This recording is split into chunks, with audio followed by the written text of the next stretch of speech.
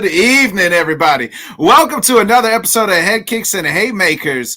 I am Bodkins, and of course, with me as always is my main guy, Wit. This is our UFC 296 preview show. Wit, what is up, my man? Do we got a stack card this Saturday for UFC 296? I mean, look, man, when you look up and down this one, you got some good ones at the beginning, some head knockers in the middle, and then finally one of the most anticipated matches as the main event. I think this is a real great one coming up this weekend, Big Gap. It is. It's the last UFC event of the year. So I think next week and probably the week after that, we'll probably do a year in the review and then maybe a year preview year the week after that. So next week will be a kind of we'll talk post UFC 296, and then maybe we'll do like a year in the review type. But speak of review, let's review last weekend before we jump into this weekend. Right. Anything jump out to you from the UFC last Saturday? To me, the story was Khalil Rountree coming out, knocking out Alex Smith, and hey man, to me he had his hand up like Thor's hammer, just ready to lay the smack it down. And luckily he didn't have to. Can Khalil Rountree? I mean, is he a player here? He called out the champ afterwards. Now he did come out and say like, I don't expect to get that, but we both strikers. It would be a fun fight. But Khalil Rountree here, is he a player at 205? Man, listen, Khalil Rountree's record is one of those records that kind of, even though a lot of his fights weren't in the UFC, he's been around and he's got the game to where if we stick him in, let's say after we really see maybe what happens at the end of towards the end of the year, he's next. We got to see him in there with maybe Corey Anderson or maybe like Blazkowicz or something like that. Blachowicz just had surgery. So it was supposed to be top 4 or 5 is a good 4, 5, 6 might be a good idea. Yeah, and that's exactly. He's actually won his last 5 fights all in the Apex. So it's weird, like they haven't got him out of the Apex yet for some odd reason. Right. I think so. Blachowicz, it's funny because he was supposed to fight Alexander Rakic next month. So maybe you push Rakic back a month, and then maybe you could do Rountree and Rakic. But it seemed like Rakic also called out Yuri Prohaska. But to me, I like that Rakic fight. Put him in that top 8. Let him get to one win away. A title eliminator fight is definitely next for Khalil Rountree. I like the guy. I mean, I like his. I told you the last week. I said I like him the way he fights. He's fun. But it's for him to knock out Anthony Smith, who might be on the downside of his career, but. I think Khalil could be a player here. Listen, man, one time for Anthony Smith, you got to give him the respect because he's been on both sides of the MMA where he's called fights. He's got to actually do a lot of the post and pre-fight stuff, and he's been a contender. You know what I'm saying? Had it not been for running into a buzzsaw, he could have possibly been a champion. Well, he could have been if he just stayed down. Remember, John Jones actually hit him with an illegal knee, and Anthony Smith could have been, he could have been the title and then took the rematch and then just, but instead he got up from the illegal knee and said he could continue. So kudos to Lionheart back then, but that's just how the world, it's crazy because but yeah, we're talking about a guy who could have been champion at one point, and Rountree just knocked him out there in the second round pretty easy. Yeah, man. When you start putting on that suit and putting that microphone on, man, it's I'm not saying you lose the hunger because other fighters have shown us that you can kind of do both. But right now, when we thought about it, you called Rountree, I called Rountree, and look at that, it came to fruition, man. So big kudos to Khalil Rountree. One of the cool ones, I thought we both kind of called this one was the main, our guy, Song Yudong. Yeah.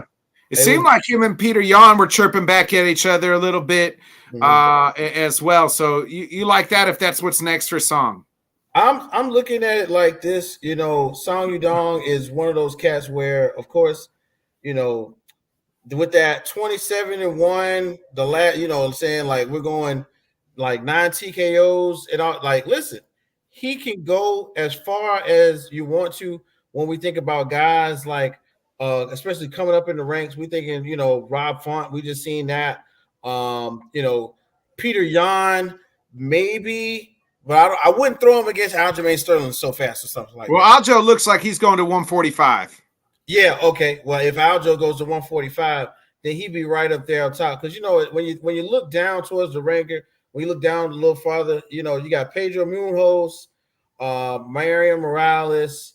I'd love to see maybe a Rob Font in there, you know. We just seen Font do a little something. Yeah, he just lost to Figgy, yeah. You know, but I, even though he lost to Figueroa, I still like Rob Font. So maybe you throw Figueroa at him.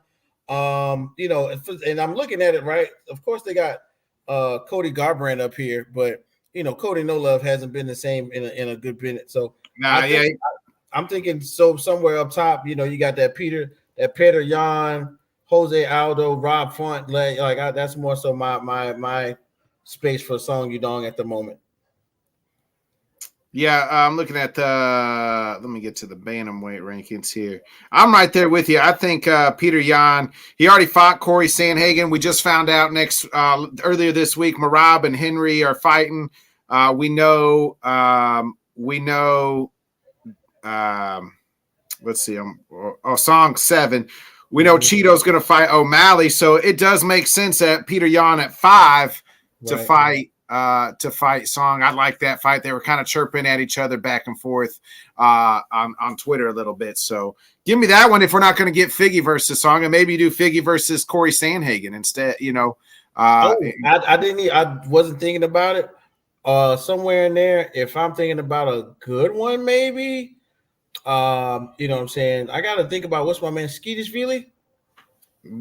Merab, yeah, he's fighting Henry. He's fighting Henry. They just announced that fight. Right. You could do Dominic Cruz and Song Yadong. That would make sense.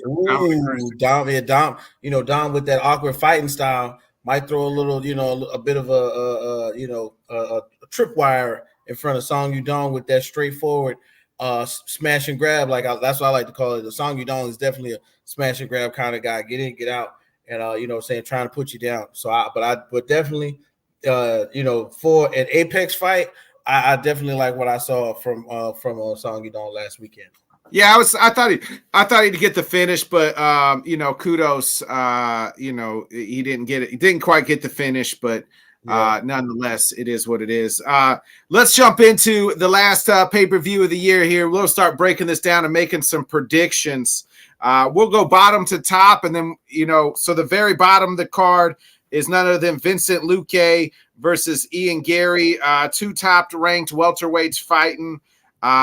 Vincent Luque is 22-9, and Ian Gary a perfect 13-0. Ian Gary, heavy favorite at minus 385. A lot of, you know, Gary is getting talked a lot about, not for things he's doing in the octagon, but for all the noise outside of it. Outside of the octagon, right? Here it is. And he didn't show up to the press release today, but his manager/wife said he'll be at the press conferences on Thursday, which is tomorrow, I guess. Who are you liking this one, and why? Okay, so first of all, let's say this: if your wife is your manager and she says you're going to be somewhere, you are going to be there. All right, don't give a damn who you're married to. If your wife says it, you're going to be there. Second, let's just throw it out there, man. Vincent Luque, when we're thinking about what he's capable of, this is one of those roadblock fights where you know, it could go definitely with the under. Like the underdog could definitely take this one out. Now, is Vincent Luque prepared to take on Ian Gary? This is a tough one because when I look back at a couple of his old fights, he hasn't faced top tier competition in a minute. I mean, you know, 1, 2, let's see, we're talking you know, Dos Anjos, then the 2 losses. Yeah, his last fight was Gary Neal. You know, that's, you know, having that as your comeback fight for your second one. You know, and then before that, he submitted Chiesa, and of course Woodley. You know, that we're talking almost 3 years ago now. Yeah, it's So 2021 now. Yeah. yeah, so like this has been a long time coming to face some real top tier talent right here. So I'm thinking Ian Gary, no ring rust, no problem. Ian Gary is where the line will be drawn at this one, and I'm looking for a knockout in these early ones. I mean, Ian Gary doesn't really come to play when it comes to these matches. Of course, he's coming out orthodox. We're talking about looking at things like reach advantage. It's still in Vincent Luque, but somehow, some way, that has not stopped Ian Gary in the last three fights. I mean, look at it. Rodriguez took him out, with the decision. And with Magny, we Yeah, got Neil beat, Magny with the yeah. decision. Rodriguez with the knockout. Keenan with the knockout. Like he is prepared to throw hands, and I've seen what is that? I think Gary, yeah, right. His last one. That was one of the ones Neil where Magny he had just the beat hard Neil comeback. Magny to death for 3 rounds. Yeah, and he had the hard comeback on that one. And he, with the extra, Billy walk at the end. So Yeah. I'm looking at Ian Gary on this one for sure. Yeah, I'm right there with you. Ian Gary coming off that huge win against Neil Magny the last time out in August. I think Vincent Luque was actually on that same card against RDA around that same time. Actually, it was a fight night, so never mind. But Vincent Luque, nice win his last time out, unanimous decision in August. But these two guys, you're looking at the rankings here. Vincent Luque is 9. McGarry is 10, so we're looking. This is kind of almost like a title eliminator. Who's gonna stay in the top 10? Who wins? Put yourself. If you win nicely, you could put yourself. In the next title fight or right there. Maybe one away. The next one, right? Yeah, I'm right there with you. If Ian Gary can just block out all the noise and handle himself, I just think he's too good of a striker. I think Ian Gary gets it done. Make it a sweep for me and you with Ian Gary. We get into the next one here. Oh man, it's my guy. It is the return of El Kukui. We know Tony has been on a 6-fight losing streak. He has not looked. Man, it's been pre-pandemic since we've seen the Tony Ferguson. It does not look good. First of all, let me ask you this: should he even be fighting before we even talk about this fight? Is he a guy that should he? Listen, and do you even really want him to win? Because if he wins, that means he's gonna keep fighting. Somebody needs to pull Tony aside and just say, "You did enough." Yes, thanks for. Hey, we at the MMA community here appreciate everything you've done, Tony Ferguson. Thank you for everything. It's over. It's over. Listen, man. First of all, let me tell everybody this. If you know me, I'm one of the biggest Tony Ferguson fans. I used to, if MMA was getting really publicized maybe 4 or 5 years ago, and then they started showing like Tony Ferguson working out, and then Tony Ferguson in the gym, and then Tony Ferguson scaling the mountain with no ropes. And for this camp, he's working out with ex-Navy SEAL. What's his name? Goggins. Matt Goggins, the one that's always on. You know what? You can get your ass out of bed because I'm running. Yeah. I feel you for this. And Goggins is going to be in his corner, motivating him on this one. I don't think Tony needs any of that. We never, his last 5 fights. It's not like we've ever questioned Tony's gas tank or his willpower. We're questioning his skill. It's just it. I was listening to something today, and it was just like, his body can't do what his mind wants it to do anymore. That's a great analogy right there, brother. Listen, man. First of all, let's jump into the other side right quick. So Paddy Pimblett, one of the crowd favorites in UFC right now. He to me, and I don't mean to cut you off, but he was until his last fight. We haven't seen Paddy in a year. I remember that Jared Gordon fight. Everybody thought Jared Gordon had won, and Paddy won the robbery. And then it seemed like everybody's kind of jumped off the Paddy Pimblett train here, and they're trying to build Paddy back up off of Tony's name. It's one of those things where, just like you said, with the Gordon decision, and Patty is a great interview. He's damaging to himself, but he's realistic to some of the real people who watch MMA like me, like you and myself. So this is a quandary right here. You know what I'm saying? What are we going to get? Are we going to get the best Tony Ferguson? Or are we going to get the best Patty Pimblett? And you can't have both. Somebody has got to lose this one, and this is going to be a horrible loss. I think either way. To be real with you, man, I think it goes decision, and really it comes out to like split decision Patty Pimblett. I don't think Tony goes down. I don't think Tony wants to go down. I don't think he knows how to go down. I think Goggins is going to have him hype out of his mind. But Patty is going to come in and go, look, man, I'm ready to go eat cheeseburgers after this, and work it out. Hey, I think that Patty's win. I don't know. I don't think it's going to split decision. I think it's, hey, give me Patty the Patty. That's how the crowd be when he comes out. Patty the Patty. This is my guaranteed lock on the card here. Is Patty Pimblett over Tony Ferguson. It is Tony is, so the odds right now, let me scroll back up here.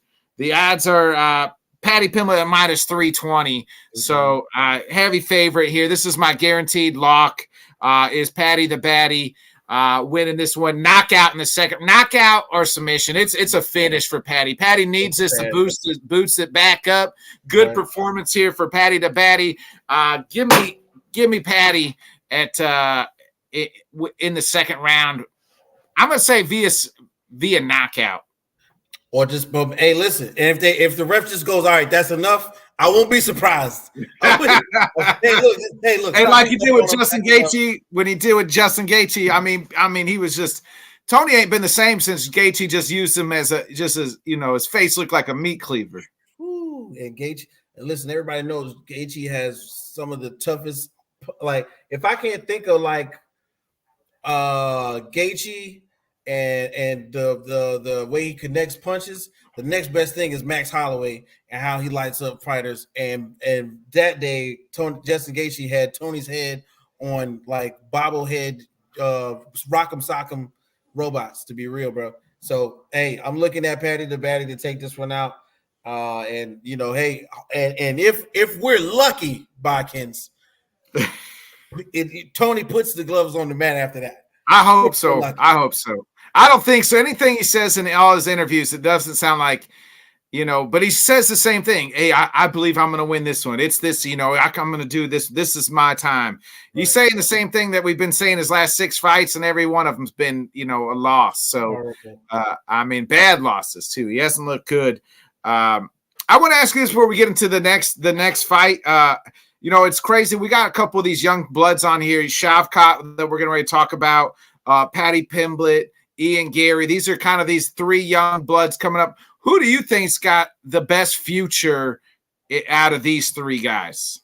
Well, we're going to get into it, man. And I'm really a proponent for that foreign juice that likes to happen.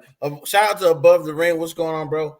Like, when I think about like that picture, that Genghis Khan, like in a yurt, it's cold.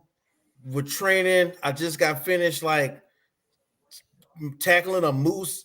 That Shavkat Rachmaninoff, man. I really like how he's been coming into the matches lately. He's all business, not much talking. He's from a place where, look, man, if you're not about that type of business, you can't live. His sister's about to be in the UFC. His sister's about to be in the UFC as well. And I saw that. And his sister is also a professional bear wrestler. Okay. So I really am looking at it. And look, 17-0. We'll get into the fight itself, but when I look back at, I watched the Gary Neal, I watched the Neil Magny. I didn't see the Chris Harris, but they were all pretty much. He finishes every time. He got into the finish after pummeling the crap out of him. You know what I mean? Like after you're trying to defend yourself from getting beat, he switches in, grabs an arm, or So I'm really excited about Shavkat. The other two guys, great, really promising future. But in this division, I'm looking, especially at welterweight. That welterweight goes up and down from time to time. I'm looking at Shavkat right now.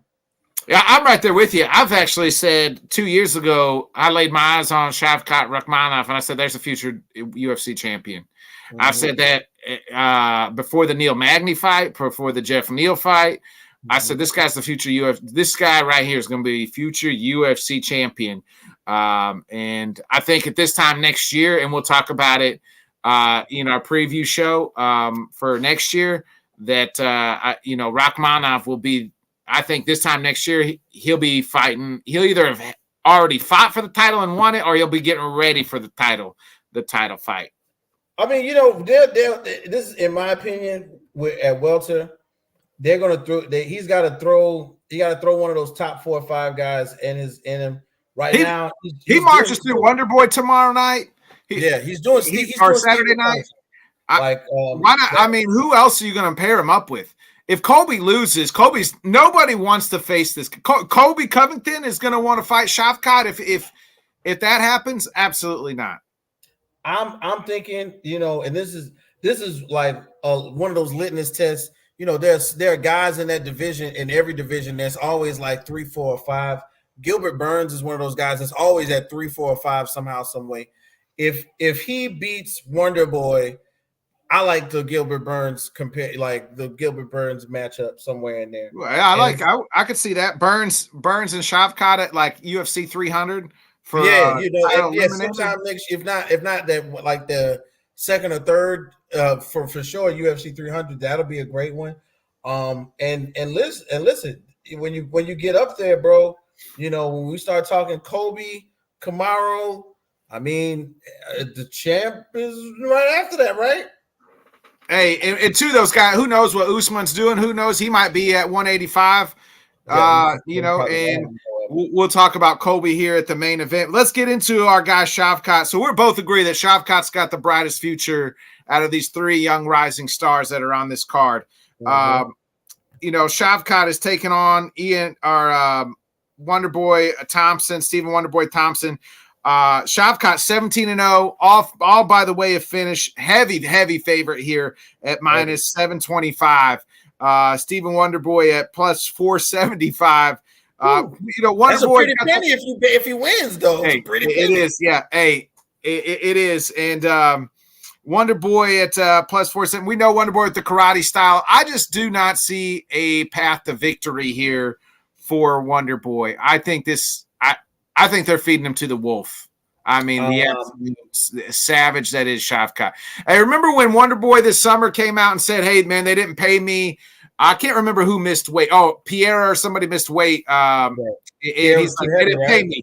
And he kind of made a stink about it. They said, oh, yeah, we didn't pay you. We're going to pay you now. We're going to pay you to fight Shavkat Rakhmonov, and we're going to watch you die on pay-per-view. That's what I believe the UFC is doing here. And listen, you're absolutely correct. I mean, I mentioned a couple of them. Luque, he got the win. Neil, he got the win. But when we talk about Burns and Bilal Muhammad, come on, like those should have been winnable fights. When they're wrestlers, They want to take it to the ground, right? But somehow, some way, if that is the case, if wrestlers are beating Wonder Boy, then god dang it, you got a wrestler now. Okay, you got somebody that's going to get you on the ground, but that lays heavy hands on all of the competition.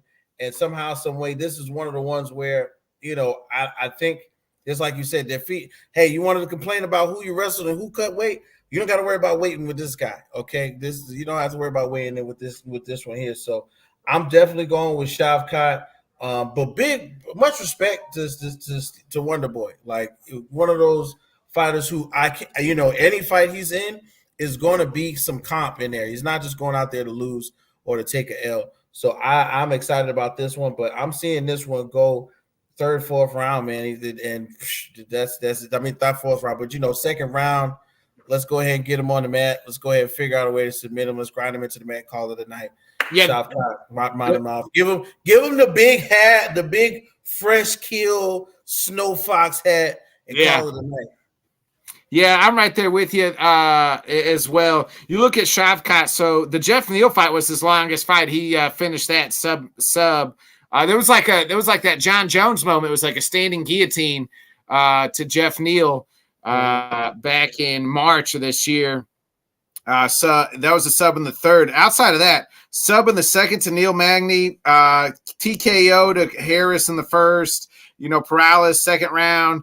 Oliveira first round. So he just straight finishes guys. I think it's a second round finish here for Shavkat. We're 3 for 3 here on our fight picks here. We get into the co-main. I mean, one thing about these flyweights, it'd probably go the distance, and they're going to beat the hell out of each other. You look at the last 5 or so flyweight titles, man, they've been some of the funnest fight of the year type candidates. I mean, Pantoja had a fight of the year type candidate with Brandon Moreno when he won the title, won it via split decision. Now he takes on Brandon Royval, Royval's at plus 160, Alexander Pantoja at minus 190. Who you like here, Whit? Well, this is one of the moments where I know Alex Pantoja is so happy it's not Brandon Moreno. That's all I know. He is so excited to fight anybody but Brandon Moreno. Not to say that he did get the best of him, especially in the second one, but I'm saying, man, when you think about it, we in this division of flyweights, these tough small guys are often hard to beat. And even though they're out there swinging for the fences, they are not quitters. Very, very few of them are quitters. So, and I look back, I mean, he got a win against Royval. I want to say that's in 2021. So yeah, I feel like when Pantoja gets you, very much like he did Moreno, he's got your number. You know what I mean? So let's revisit what happened. Let's see what's new. Let's see what's different. But you got Royval one time. Now let's just be clear though. Brandon Royval is no slouch. He's not somebody to. He's won his last 3 fights. Yeah, exactly. He won his last 3 fights, so he's not somebody to overlook. Actually, the last person he lost to was Pantoja. Yep, and this is where I the mirror effect, kind of rears his head. Like I remember him beating me. You know what I'm saying? Like I remember how he got me. So now I'm worried about him approaching the fight very similarly to how he did. Then Pantoja does something different, throws him off, and gets a submission or a TKO. So I'm thinking once again, after beating some really good competition in his last 3 fights, Pantoja does the defense and gets a win in this one. And I'm just saying, we're just gonna go points on this one because nobody knows how to quit in this division. So you got Still on this one, baby. Well, I tell you, I got to give you a dog on every card, every main card. I'd like to pick a dog. Well, it's funny that Brandon Royval, his nickname is Raw Dog, baby, because I'm taking Brandon Royval at plus money at plus 160 as my dog on the card. And baby, I like it raw. Oh, baby, I like it raw. Give me a new UFC flyweight champion of the world, Brandon Raw Dog Royval. Baby, I like it raw. I guess that's my problem now.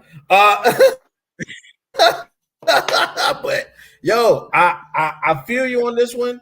This is one of the biggest toss-ups on the card, like in my heart.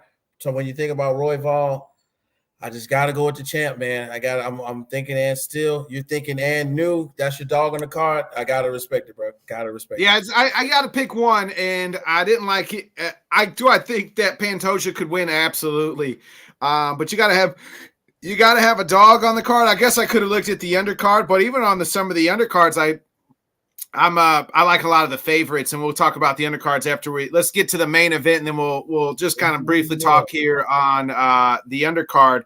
But the main event is none other than the welterweight champion Leon Rocky Edwards. The last time we saw him was just back in March or so when he fought Kamaru Usman. What was that? March of this year. Won the unanimous decision against Usman. Taking on a guy we haven't seen in almost 2 years. And, Colby Covington. Last time we saw Colby Covington was March 5th, 2022. So almost 2 full years since we've seen Colby Covington. First of all, let me ask you this before we break this fight down. Does Colby do you deserve this fight?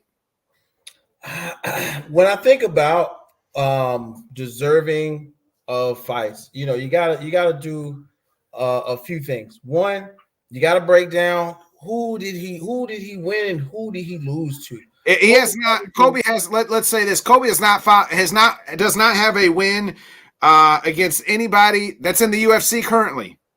There you go, and this is where the. I take that back. He does have a win against RDA.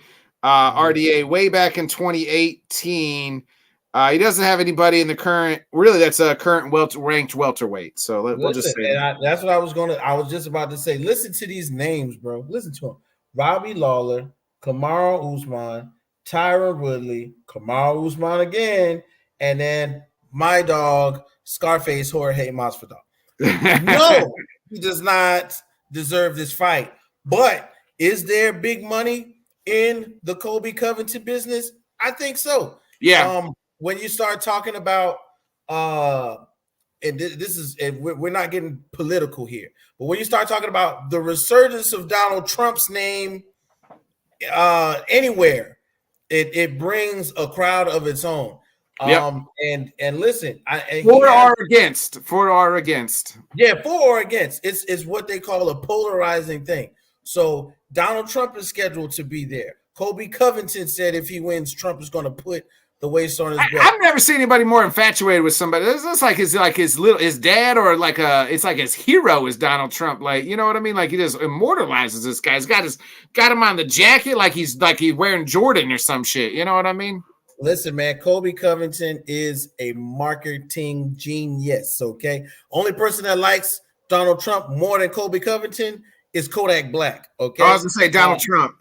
Yeah, that's the only person that likes Trump way more. Is Kodak loved Donald Trump. All right. I thought you were going to say Donald Trump. The only person that liked Donald Trump more than Colby is Donald Trump. It's Donald Trump. I get you now. Yeah, you're right. Donald Trump loves himself. I love me some meat. That's Donald Trump. But when I think about the top of the division, who's going to make the money? Who's going to bring in the money? Dana White's not stupid. You know what I'm saying? Even if he loses this fight, that arena will be packed with people who either are for Colby Covington or for Donald Trump, or everybody else is against him, and that's what the draw is for sure. Yeah, Colby is a character. He's playing a character, much like wrestling. He has learned the wrestling, how to cut promos and keep yourself relevant. Now, he did go. I always said he was in witness protection for a long time after Masvidal beat him up on the streets.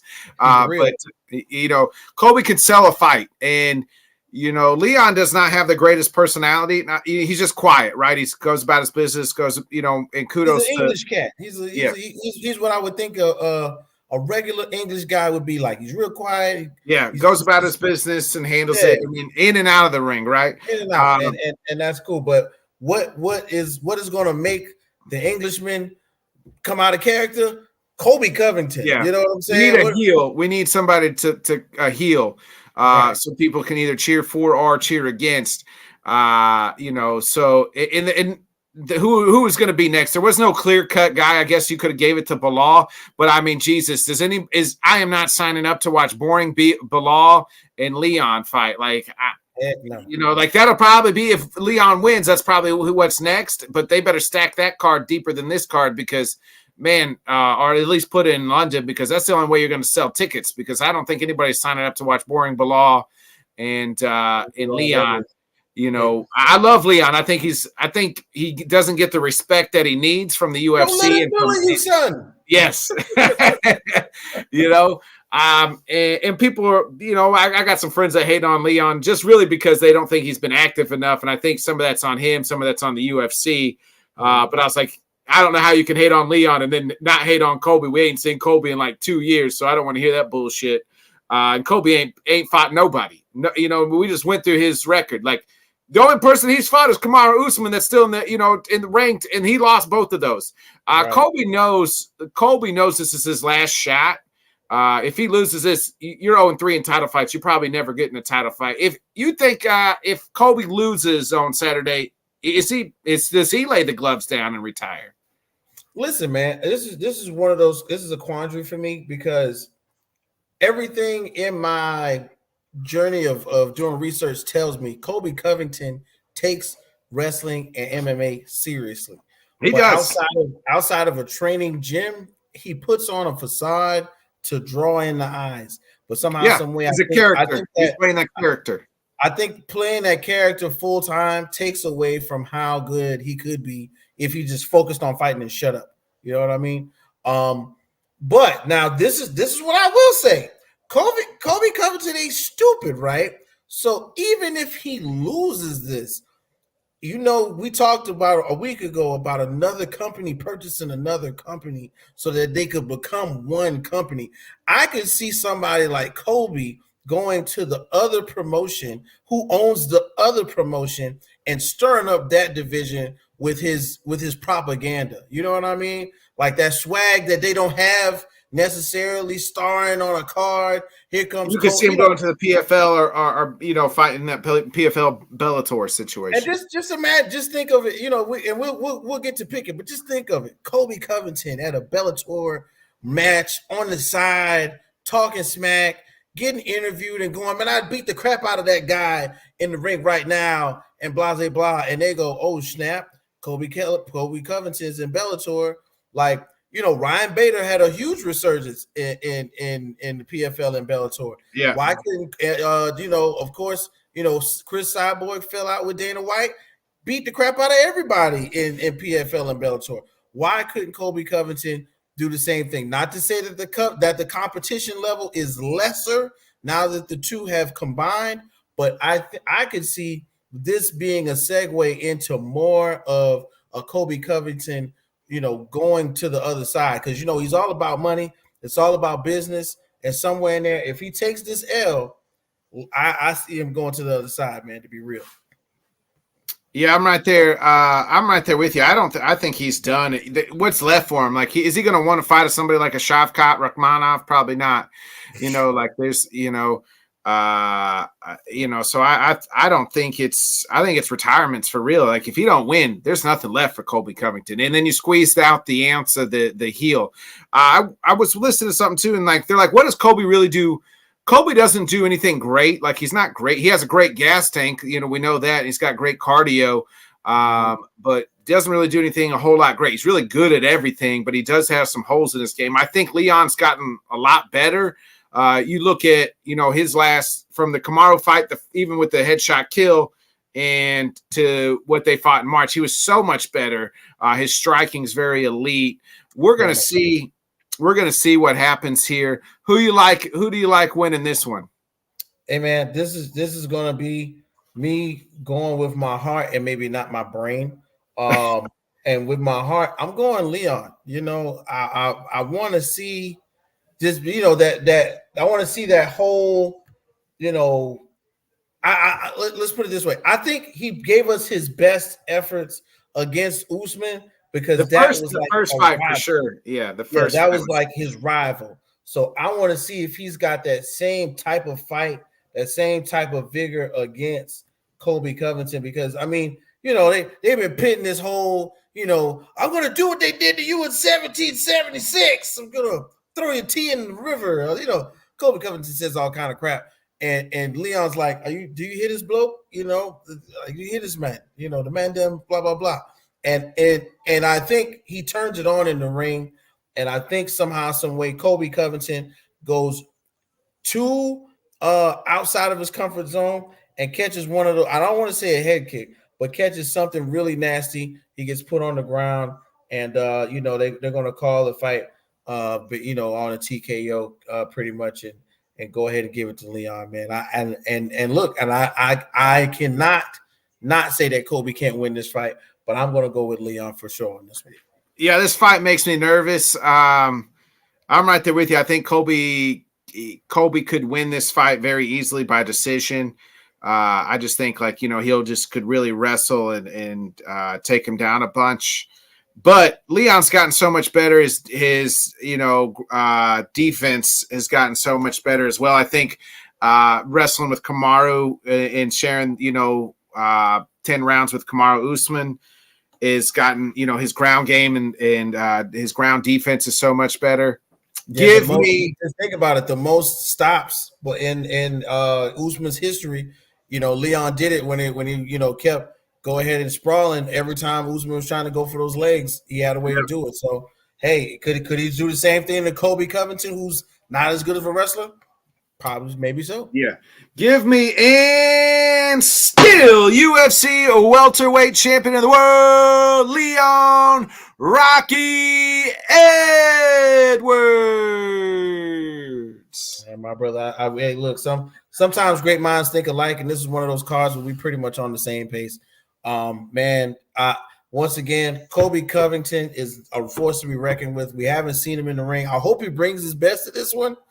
But look, man, Leon ain't nobody to play with, man. You know what's up? What's the show with the that's like the English Wire? Dang, I can't think of it. I just had it in my head.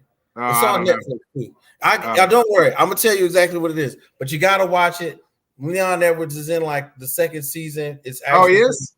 Yeah, he makes a really quick guest appearance. That's yeah, but trust me, good show. Gotta pay attention. What is there any fight that you're looking forward to on the prelims before we get up out of here? Let's see. You mentioned Cody No Love. He's a heavy dog at -2, or he's a heavy favorite at -200 to Yeah, we got listen, man. Now I got two, because first of all, let me tell you something. I love Josh Emmett fights. Okay. Josh Emmett ain't no joke. Josh Emmett don't go down for nobody. Josh Emmett is one of those guys that every time we turn on the TV, if he's losing, you gotta beat Josh Emmett. Okay. And now don't get me wrong. If I'm not mistaken, the last time we saw Josh Emmett, he got beat by his last two times. He got beat by Yair and Ia Topuria beat him up pretty bad. Yeah, Ian Topuria, that was the one where I was like, ooh, are they going to stop it? And they kept letting him go. He was getting cheered on by the crowd. But yeah, Josh Emmett, tough guy. I can't wait to see it. But then we look further down the card, bro, and you already brought it up. They got my guy on there, man. They got my partner, my homie. One of the best highlights of all time of this guy dodging and breakdancing is Cody No Love for sure. We got him against Brian Keller. This is one of those. That's another one that I'm gonna keep an eye out for sure. It's right there, like the second prelim.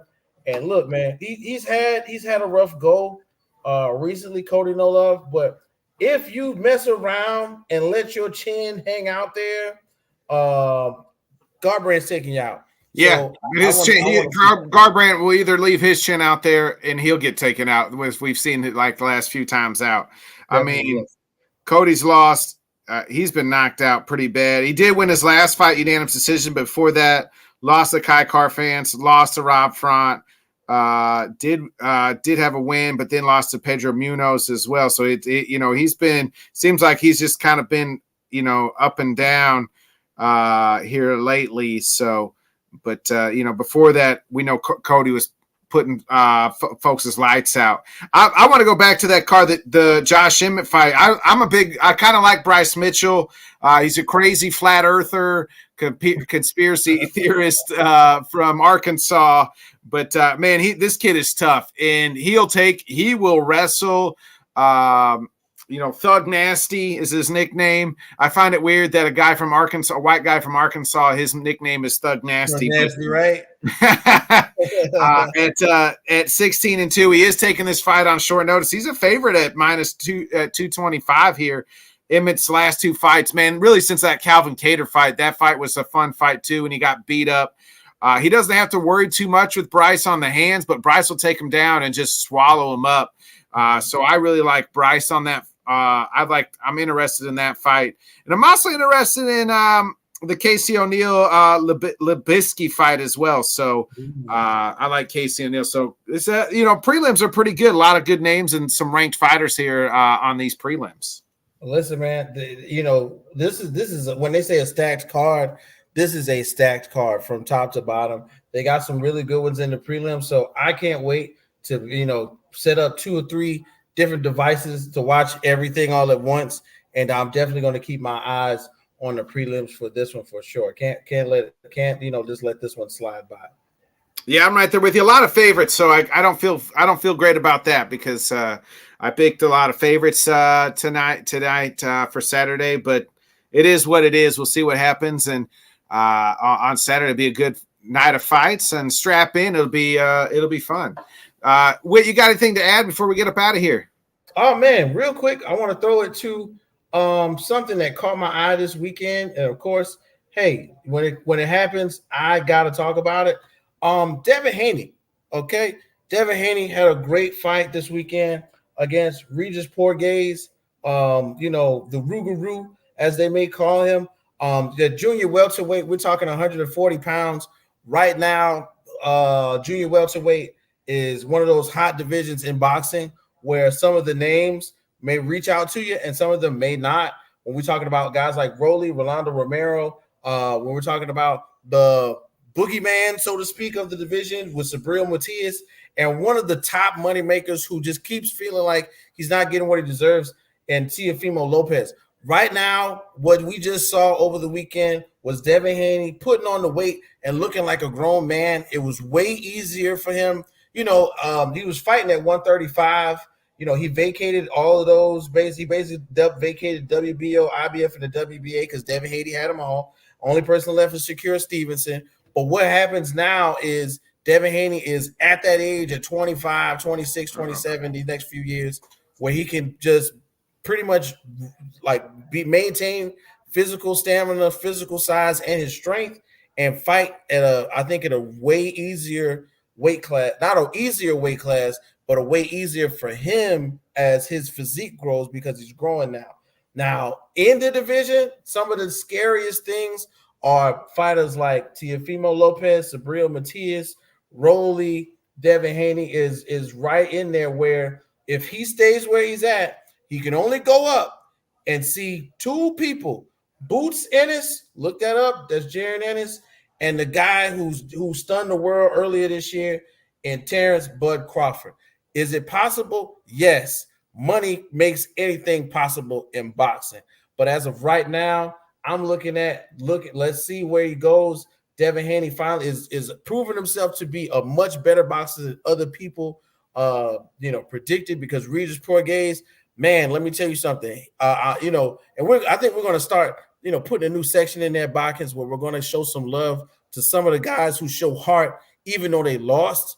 Like Porges took some crazy shots over the weekend, and but what he did was in the press conference, he gave Devin Haney all the credit. He said he was faster than what I thought. He was bigger than what I thought, and he took some of my best shots too. So big shouts out to Devin Haney and his win over the past weekend. And if you look into it, okay, boxing is a family sport. Devin Haney's daddy said some really big names. Okay, he called out Tank Davis. He said, "Hey, man, y'all better stop letting Tank piss on y'all and think it's rain." Okay, so it's up. It's right now. It's up for the Haney family. Will he stay at 140? Will he go up to 147 and see about Boots Ennis or Terrence Crawford, or maybe the possibility of Mario Barrios or something like that? It's all wide open for Devin Haney right now. 2024 will be a year to keep your eyes open for the name Devin Haney, man. So, yep. Hey, box. Oh, hey, and don't forget, one MMA was on Prime, Amazon Prime. I missed some of that, but that Muay Thai was real serious. I thought I was like, hey, I got to text you about this crap, man. But hey, every once in a while we just got to keep our eyes on something different. So Big shouts out to everybody who watches MMA out there. Next Saturday is the Day of Reckoning fight card, and that's Anthony Joshua versus Otto Wallin and Deontay Wilder versus Joseph Parker. And it's already been reported in March if they both win, Anthony Joshua versus Deontay Wilder will be fighting against each other. Finally. real fight fans, real boxing fans. 4 to 3 years ago, the fight that they could not get the money for would have been in Wembley Stadium, would have been $500,000, $250,000 to set it up, plus pay-per-view shares. They couldn't figure it out. Hey, let the Saudis get it done. They got billions, not millions. You know what I mean? Bro, listen, and it was going to be a blow-up fight. They were supposed to be Wilder and Joshua, but guess who stepped in and messed it all up? A big 6'7" white guy named Fury. So now we gotta wait and build it up a little more. I can't wait for that one as well, man. Thanks for reminding me and the people for sure. Yeah, that's next Saturday, not this Saturday. That's the 23rd. So that'll be a fun fight. So other than that, man, wait, you got anything else you need before we get up out of here? Nah, man, I think we covered everything, man. We covered ass kickings, punches, grappling, Muay Thai. I think we did it all this week. We covered it all. Big fight card, the last UFC pay-per-view. We'll be back this time, maybe a little earlier next Wednesday. We will talk all about the UFC post 296, and then we'll do a kind of year cap and review of, we'll give out some awards like male fight of the year, female fight of the year, knockout of the year, fight of the year. So we'll get heavy into that next Wednesday as well. So looking forward to all that. And, I'll be back tomorrow night with the boys at the LTS network and the LTS show. So for me and Whit, this has been another great episode of Headkicks and Haymakers. Great nights and great fights Saturday night. So keep the vibes high, and hopefully everybody can stay up and watch them. We'll see you then.